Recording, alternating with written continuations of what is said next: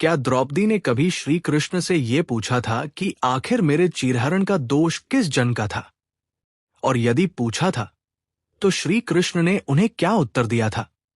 महाभारत की सबसे पीड़ादायक घटनाओं में से एक है द्रौपदी का चीरहरण।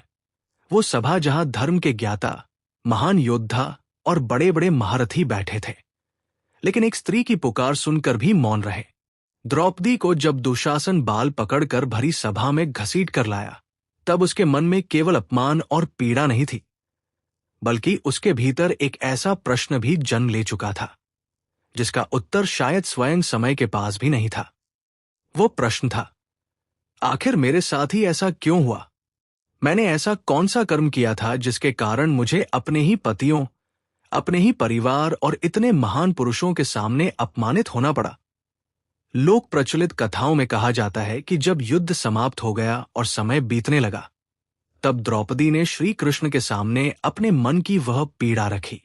उन्होंने श्री कृष्ण से पूछा, हे माधव, जब मैंने सभा में अपनी लाज बचाने के लिए आपको पुकारा था, तब आपने मेरी रक्षा की, लेकिन मेरे जीवन में इतना बड़ा अपमान क्यों आया?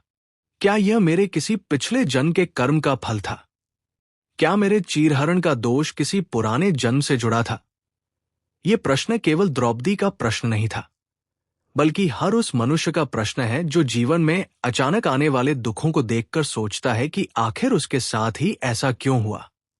लोक कथा के अनुसार श्री कृष्ण ने द्रौपदी को समझाया कि संसार में होने वाली प्रत्येक घटना को केवल पिछले जन्म के कर्मों से जोड़कर देखना उचित नहीं है। कर्म का सिद्धांत बहुत गहरा है और मनुष्य के वर्तमान कर्म, परिस्थितियां, दूसरों के कर्म और समय सब मिलकर जीवन की घटनाओं को प्रभावित करते हैं।